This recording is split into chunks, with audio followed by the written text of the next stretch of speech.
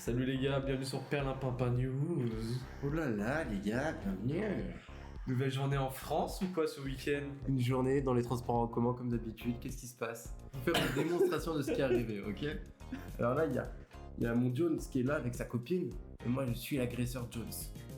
Là, il est là, il marche, et moi j'arrive, je fais quoi. ouais. Et là, je vais voir la copine, je fais ouais, t'es avec un Européen. Et là, putain, coup de couteau. Une personne dont on ne sait pas encore la nationalité et que nous ne dirons pas, a agressé au couteau en couple. Pourquoi? Parce que lui était en couple mixte. Du coup, ce mec-là a interrompu ce couple et les a embrouillés parce que la femme sortait avec un Européen. Donc un Européen, sachez que ça veut dire, je pense, un blanc. Ah oui, c'est ça. Pourquoi ils précisent un Européen? Pourquoi ils disent pas blanc?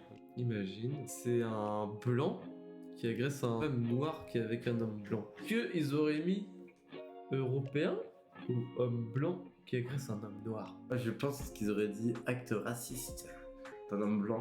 Ah oui, un homme suprémaciste blanc, Ginny Ritchie, Hitler lui-même. Des années 40. Alors, c'est une agression qui s'est passée le samedi vers 1h du matin dans la station de métro Saxe-Gambetta à Lyon. Donc, Dans le 3ème arrondissement. Faites gaffe dans le 3ème arrondissement si vous êtes des couples mixtes. Bon, il y a des mecs un peu chelous qui veulent mettre des coups de couteau parce qu'ils aiment pas trop les couples mixtes. C'est ça, donc l'agresseur âgé d'une vingtaine d'années a pris à partie la femme en lui reprochant de fréquenter un Européen. Donc ça veut dire l'agresseur, on peut avoir son âge, mais on ne peut pas avoir sa nationalité, son nom, savoir si c'est un petit OQTF, juste pour savoir. Je sens qu'il y a une certaine censure sur l'agresseur. Peut-être que la réalité est dérangeante. Déjà, c'est une agression ultra raciste sur un couple. Et en fait, t'as un mec qui a assisté à cette agression et qui a pu intervenir. Le gars, s'il met des coups de couteau, il peut te tuer, quoi. Ah, ma façon, normalement, un coup de couteau, c'est fait pour tuer. Est-ce que pour vous, cette personne-là est un immigré? Moi, je pense qu'il est sûrement sous OQTF. Bon, les gars, mettez vos pronostics dans les commentaires. Est-ce que l'agresseur est un immigré? Est-ce qu'il est sous OQTF? Est-ce que c'est un Français blanc de souche, De 50 ans, de 50 ans, qui travaille en politique. qui travaille en politique? Est-ce que c'est Jordan Bardella? Est-ce que ça serait pas Marine Le Pen? Donc là, on a le Superman de nos sociétés modernes. Superman lyonnais. J'ai entendu des cris des filles qui disaient vas-y, laissez-nous partir. À un moment, avec cette curiosité de vouloir toujours regarder quand vous entendez du bruit, et je me suis aperçu, j'ai vu un monsieur qui avait un couteau sur la main qui a pointé un jeune homme sur l'épaule droite, sur le thorax, ouais, sur le thorax droite, côté droite. Il a pointé, et à ce moment, en fait, dès que je vais C'est fou quand même la lucidité du mec. Ouais. Comme il se rappelle que c'était sur l'épaule droite, mais moi personnellement ça j'aurais vraiment complètement zappé, tu vois. Il a le sang-froid. le couteau, je suis sorti des rames, mais en sortant vraiment en courant, en fait, parce que son intention c'était de finaliser un deuxième coup de couteau à une jeune fille qui était par terre. Je me suis interposé avec les techniques, évidemment pour essayer de mobiliser l'agresseur. Il dit pas vraiment qu'il fait du sport du combat, mais c'est sous-entendu, hein. Bah, il dit quelle technique. Il est quand même sorti du métro, sachant que le gars il avait un couteau. Là, il le dit clairement.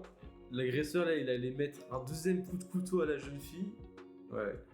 En gros, il le dit clairement pour la finir, genre. Et le premier coup de couteau, c'était au mec, et un deuxième coup de couteau. C'est ça, ouais. Le gars il voulait vraiment tuer des gens, hein.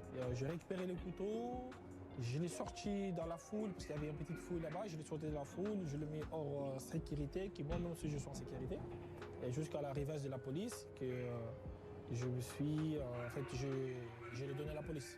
On a eu un petit échange, il m'a dit que l'action, pourquoi il a fait ça, parce que il a vu la fille, comme la fille c'est d'origine maghrébine aussi, c'est une marocaine si je ne me trompe pas. Et il était avec un Français, et en fait c'est ça qui l'a poussé à... C'est une excellente raison pour agresser quelqu'un. Ouais, en tout cas, lui, il est beaucoup plus efficace pour nous dire les profils que les journalistes. Donc, c'était une Marocaine qui sort avec un Français, et du coup, c'est sûrement un Marocain. C'est sûrement un maghrébin marocain qui disait justement pourquoi t'es avec un Européen. Ouais, tu trahis le pays. Ouais. Donc, le gars, il est dans le djihad de la Marocaine, doit sortir avec des Marocains. Le gars, en fait, c'est un suprémaciste marocain. C'est un nazi marocain. C'est un néo-marocain. Mais c'est fou comment le traitement journalistique est différent. Bien sûr.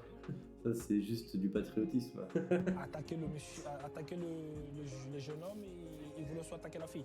Quel sauveur. Tellement ils auraient juste fait Je n'ai rien vu, je continue ma journée, je n'ai rien vu. Bah les gars, c'était Perlin Pampan News. Ciao, ciao, ciao.